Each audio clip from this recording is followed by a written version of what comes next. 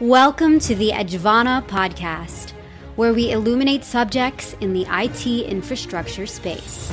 Get ready to hear some amazing insights from outstanding individuals that will change the way you think about IT.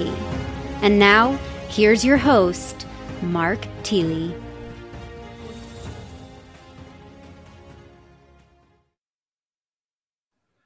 Hello, everyone, and welcome to another Edgevana Podcast. I'm your host, Mark Thiele, and joining me today is Joe Onisick, principal and founder of Transformation Continuum. Joe, welcome to the podcast. Thank you, Mark. It's great to be here. Oh, man, it's fantastic. I'm surprised we waited this long to do it. Before I ask you to tell us a little bit about what Joe's doing these days, company-wise, personal-wise, et cetera, tell me how you came up with the name Transformation Continuum. The domain was available. Oh, well then there you go. So obviously a little bit of that. I think you probably knew that with Edgevana. You had to find something that was both applicable and available. Yep. But when we look at digital transformation, you and I have been around long enough that this isn't our first rodeo in digital transformation. Right. So it's a continuous thing. And that's the birth of the name. Transformation is more of an attitude and a constant mindset than it is an action. Yeah, I love that response. And that's what I was hoping for. Because a lot of people still, I think, look at transformation as if it's a point, like climbing the mountain. Oh, I got to the top of transformation, I'm done. But that's not how it works, because today's transformed digital environment is tomorrow's legacy. So it's, and today's thinking is tomorrow's legacy thinking about how all that stuff works together. So yeah, I like it. The only exception to that is if you stay static for 20 years, you'll transform just automatically, because we're always circular. We're going right back to where we started. Right. You might transform into dust and, and signs at the neon graveyard in Vegas, but you do transform. Yep. Awesome. Well, tell us, for the audience sake, tell us a little bit about what Joe's doing this day. What's going on with Transformation Continuum, what's going on in Joe's life. Actually, forget that part about Joe's life. Let's just leave that out. Joe's personal life. That's too scary. Let's just go with Transformation Continuum. So the continuum piece has been a lot of fun. We the genesis of what we built here was the idea of a go-to-market pipeline for new products and services. There's a slew of things that have to happen when you take a product to market, from conception, technical marketing, product management, delivery, and engineering, all the way through a sales team in the channel VAR and a sales team in your direct sales, and then out to customer adoption. And you're using so many different moving parts that there's a bunch of complexity. So we just put all that together where we can sit and help you iterate what your product's going to look like, what problems are you solving, take that out through both sides of the sales team, and then all the way out through product adoption through your channel and your direct sales. And so it's been a transformative process starting a company. And you and I kind of both founded new entities around the same time. So you're as familiar with the process as I am. Yeah. So no, it's true. And just goes to show how crazy both of us are, in a very positive way, of course. Right. We haven't murdered small puppies or anything recently. Right. Absolutely. It's been quite a while. Yeah. Intentionally. At least. Right. But, when you think about what you just described, would you say that, the transformation effort that you're applying or helping companies apply is as much about the human part of the equation as it is about the product, or do you help companies actually visualize what their company could be or maybe should be in light of a full digital transformation? I.e., do you help the PayPal before the internet recognize what it could be with the internet versus being a bank? Does that make sense? Yeah, in a lot of cases, we're looking at that. Where would things be if you transitioned what you've got into a technology-driven solution for it, right? Whether it's automating a process or replacing a component or offering a digital version of what you're doing. and almost everything can be enhanced in that fashion. I'm sure there are exceptions. I haven't found many, but a lot of what we do is really help. In some cases, it's that big, right? Where it's, let's help you figure out what you can be when you grow up. But in a lot of cases, it's just helping customers sort out all the different technologies on the table and which ones are the applicable ones now. Because in a lot of cases, the only source of real information is the vendors, and they have a very obvious bias. Yeah. I mean, we don't. No. But yeah, all those other ones. Yeah, all of them. Everybody but us, really, is what I've discovered. So that makes sense. And I appreciate you spending a little bit of time on that. Even though that wasn't the original content intent for the podcast, I appreciate the enlightening me a little bit, because what you do obviously is been getting rave reviews. And certainly from a timing standpoint, it couldn't be much better. So, hats off to your decision. And one day I'll be like Joe. So I appreciate that. I wish I could take alone. I'll be alone in a cave hugging a AK-47. Yeah. Yeah. So I wish I could take all the credit, but behind every decent man is a woman doing all the work. And so that's my CEO. There you go. At least we acknowledge. Exactly. Right. Yep. So one of the things that we really wanted to talk about a little bit today, I wanted to talk about, I think the audience would be just as interested as anyone, is a little bit about, how Joe got to where he is today. And, you and I have had these conversations over the years, and especially in the last couple of years, about the journey of getting through school, or getting not through school and getting into tech, and building on what we've done in tech and in the tech space and with the tech community and stuff like that. And you've made a significant number of real life changes, literally just in the last few months. So, as much as you're able or interested in sharing, tell us a little bit about, and we'll start at the top. Tell us a little bit about, how Joe got into tech in the first place, and what hurdles you surmounted, or what path you took to help you get there. That's an interesting one. And I know you and I both have very non-traditional paths in. Yours is interesting as mine. Mine was, I was your average angsty punk teen, just a pain in everybody's butt that I could be around or interact with. And high school wasn't working for me in any way, shape, or form. I think I was a junior with not even enough credits to graduate a freshman year, because I kept losing credits because I was skipping school. And I decided to drop out, which requires parents' authorization. And my mom's not the type to authorize her son to drop out of high school. But my mom's also not a dumb one. So she realized if she didn't allow me, I was just going to make it happen in a more negative way. I'd get myself expelled or something to that effect. Yeah. So she decided to use the opportunity to create a deal. And so her deal was, you're not going to spend your life working at Pizza Hut, right? That's what I was doing as my part-time job for spending money. She said, you got to find a career. So it was almost as flippant as me sitting there watching TV after her saying that, and seeing some like MCSE commercial back in the day when you'd see that, and deciding that's it. That's the career I'm going to do. I'm going to go do IT.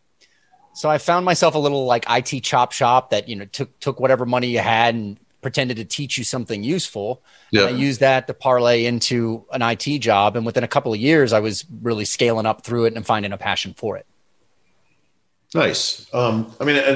It's not exactly the same as mine, but it's very similar in the sense that it's easily arguable that I ended up in technology by accident, right? I mean, it was literally, I didn't know what the fuck I was, pardon my French, everyone. I didn't know what the heck I wanted to do with the rest of my life, even when I was in my early 20s already. And someone just came and asked if I wanted a job.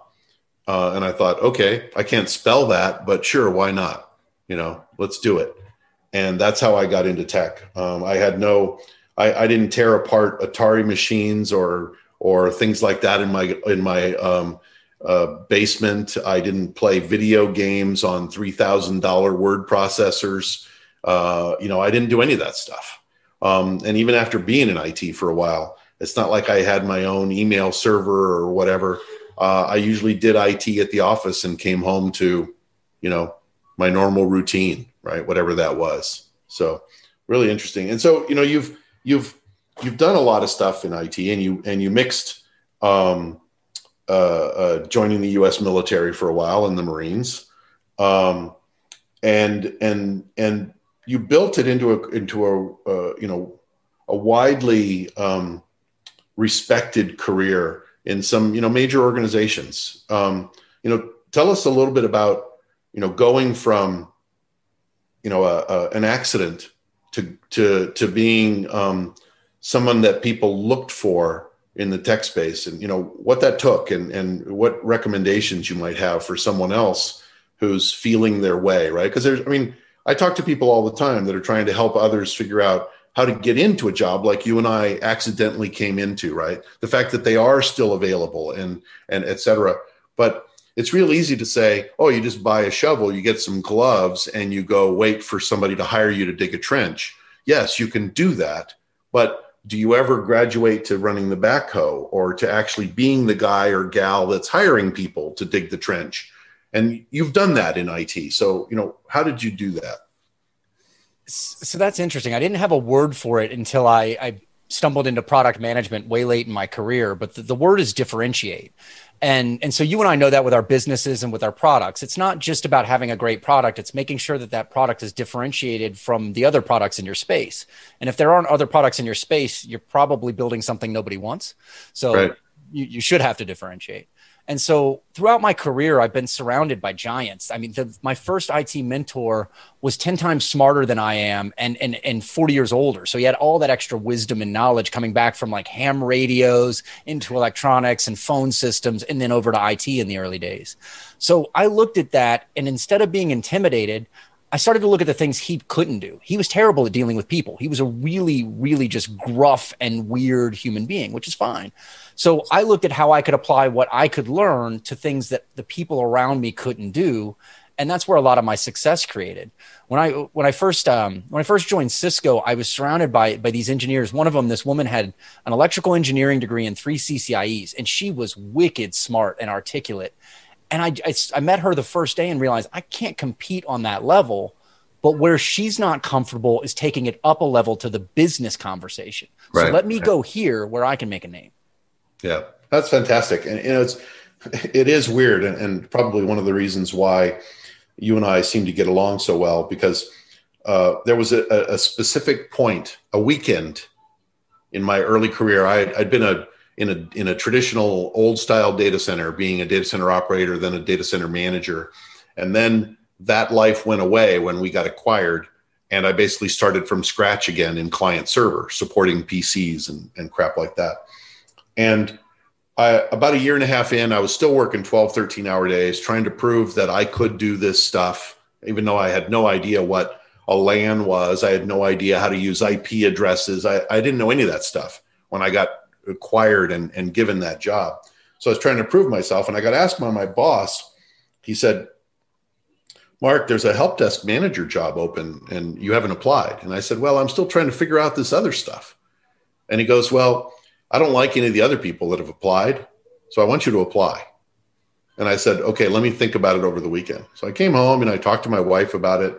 And I came to the realization that I'm not going to be, to the point you just made, right? I think it's very similar. I decided that, looking myself in the mirror, I'm not going to be the guy in my basement tearing apart DLLs, trying to match the best NIC card with the best CPU and memory combination, trying to build a new kernel for Linux. I don't see myself being that guy. And if I'm not going to be that guy, then I'm never going to get past here in being a great employee, a great contributor to the company.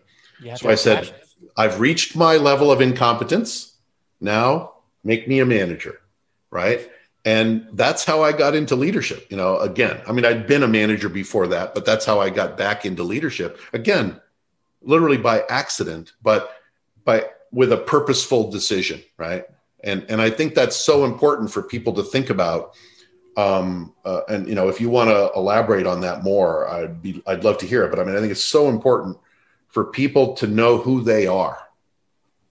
Yeah, you've got to match your passion and your aptitude, right? So I know engineers who are struggling to be the smartest engineer, even though that's not what gets them up in the morning. Right. And so you're always going to be fighting against the current in that case. I'm a co-founder. There's two founders of my company, myself and my co-founder, Sabrina, the CEO.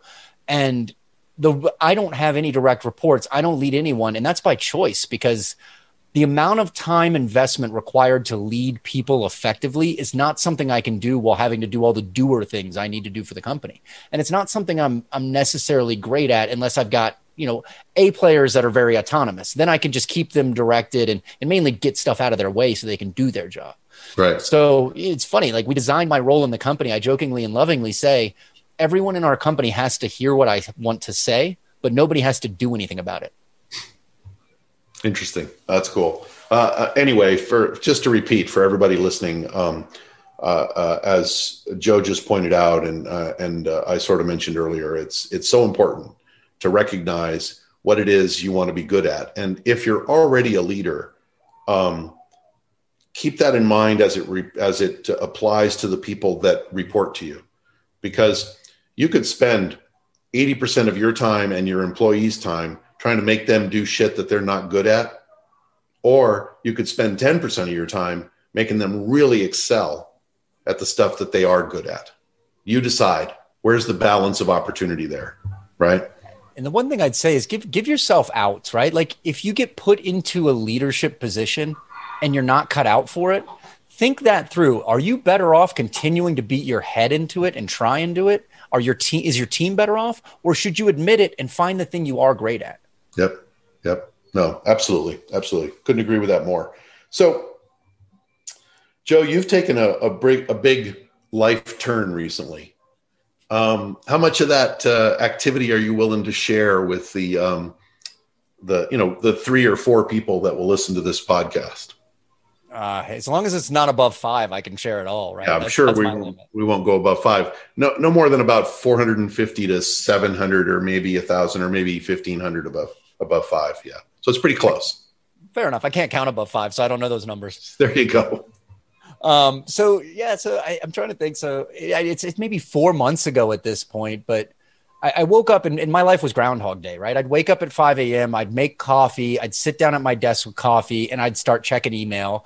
And as I got through responding to my email, the sun had come up. But I'm not looking at the sun. I'm looking at the sun against a set of blinds, because if the blinds were open, then I'd have glare on the screen and I couldn't work. So I'm paying for the best weather in the world in Silicon Valley. I'm paying for this house that I'm only using a 10 by 10 cell of. And I say cell like prison cell, right? Yep. And I looked at that sun behind the blinds and I said, nope, not anymore. I'm done with this. And so I gave myself kind of a 60-day ultimatum. And in 60 days, you need to be in a new life that fits you. And that life turned out to be a ranch on the border of Montana and Wyoming, 120 acres. I've got now 7 cattle, and I executed on it all within 60 days. So got rid of the house there, bought a 120-acre ranch, and I'm learning the hard way how to do all things farming and ranching. Yeah, well, following along with that has been entertaining and good fun.